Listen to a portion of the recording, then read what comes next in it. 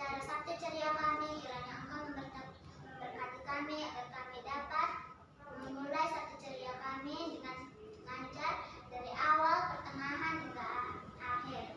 Dalam nama Yesus kami berdoa, amin. Nah teman-teman, sekarang kita akan menyanyi lagu pujian kita, yaitu Selamat Pagi Tuhan.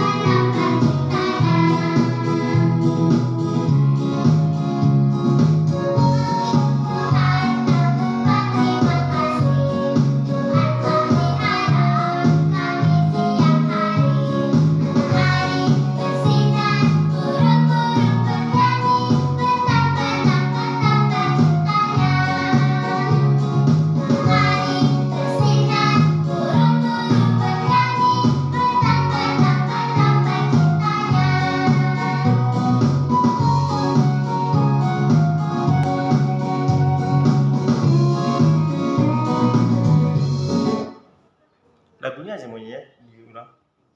Teman-teman, kita akan mendengarkan renungan kita yang dibawakan oleh Bapak Effendi Sinaga.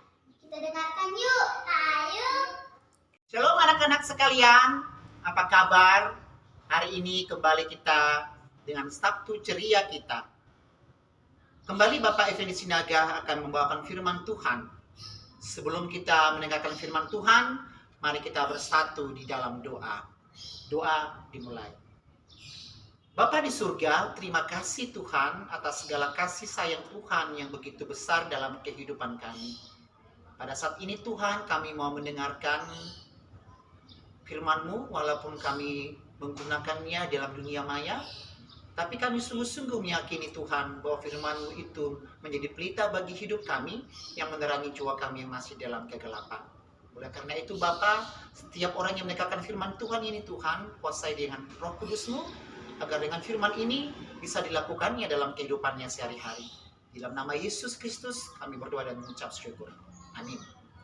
Halo anak-anak, firman Tuhan diambil dari kitab Matius pasal yang kelima, ayat yang ke-14 sampai dengan ayat yang ke-16. Matius pasal yang kelima, ayat yang ke-14 sampai dengan ke-16, demikianlah firman Tuhan. Kamu adalah terang dunia, kota yang terletak di atas gunung tidak mungkin tersembunyi. Lagi pula orang tidak menyalakan pelita, lalu meletakkannya di bawah gantang, melainkan di atas kaki dian, sehingga menerangi semua orang di dalam rumah itu.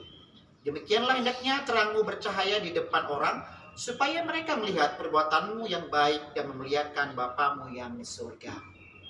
Anak-anak sekalian, kalau kita berbicara dengan terang dunia, pasti terang dunia yang sesungguhnya adalah Tuhan Yesus Kristus. Tuhan Yesus Kristus sebagai terang dunia. Oleh karena itu, kita juga harus menjadi anak-anak terang. Pancaran terang dari Yesus bisa kita pantulkan lagi kepada orang-orang. Kadang-kadang dalam kehidupan kita ini banyak orang yang suka di dalam kegelapan. Apa sih misalnya perbuatan-perbuatan dalam kegelapan? Tentunya perbuatan-perbuatan dalam kegelapan adalah perbuatan-perbuatan yang tidak disukai oleh Tuhan. Tetapi kalau dia menjadi anak-anak terang, adalah tentunya dia kesukaannya adalah melakukan pekerjaan-pekerjaan yang baik sesuai dengan firman Tuhan. Anak-anak, apa sih hakikatnya terang itu? Hakikat terang yang pertama sekali adalah terang tentunya berbeda dengan gelap. Kalau kamu ditanya, mana lebih suka? Dalam keadaan terang atau keadaan gelap? Atau mana kamu suka? Waktu siang atau waktu malam? Nah, tentunya anak-anak sekalian akan memilih waktu terang ataupun waktu siang. Kenapa? Nah, ketika waktu terang inilah kita bisa membedakan segala sesuatunya. Kita bisa melihat dengan jelas dalam kehidupan ini. Oleh karena itu, sebagai anak-anak terang, kita harus berbeda dengan anak-anak yang dalam kegelapan.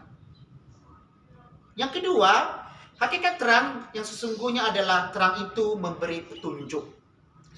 Nah, ketika bangsa Israel berjalan di padang pasir menuju tanah Kanaan, di malam hari mereka diberikan Tuhan tiang api.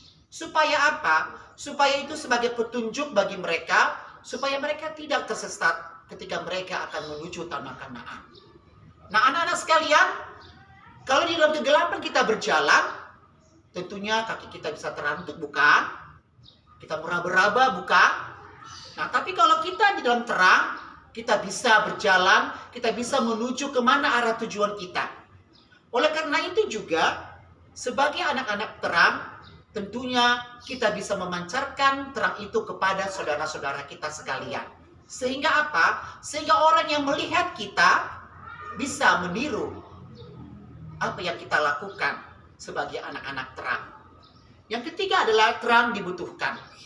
Tadi sudah saya katakan, terang itu sangat dibutuhkan. Nah, misalnya ketika kamu membaca, kamu harus membutuhkan terang. Ketika kamu belajar, kamu membutuhkan terang. Ketika kamu berjalan, tentunya kamu membutuhkan terang. Nah, jadi terang itu sangat dibutuhkan. Demikian juga kita. Kalau kita menjadi anak-anak terang, pasti orang-orang sangat suka kepada kita. Oleh karena itu, sebagai anak-anak terang, kita harus ketahui semuanya orang. Nah, seperti pada ayat yang ke-16 tadi dikatakan, supaya mereka melihat perbuatanmu yang baik dan memuliakan Bapamu yang di surga. Ketika kita memancarkan sikap-sifat yang baik, semuanya orang pasti senang melihat kita. Dan orang yang melihat kita bisa menjadi suatu kesaksian bagi kehidupannya. Sehingga apa? Sehingga Allah semakin dipermuliakan dalam kehidupan kita. Demikianlah khotbah kita hari ini. Oleh karena itu, jadilah anak-anak terang dunia. Amin. Mari kita berdoa. Bapa di surga, firman-Mu telah menuntut kami Bapa agar kami menjadi anak-anak terang dunia. Oleh karena itu Bapa, ajari kami agar kami bisa melakukan hal-hal yang baik dalam kehidupan kami, semana Tuhan Yesus juga sudah memberikan perbuatannya yang baik bagi semua orang. Dalam nama Yesus kami berdoa. Amin. Nah, anak-anak sekalian, sampai disinilah khotbah kita. Shalom dan sampai jumpa di lain kesempatan. Sekian dan terima kasih.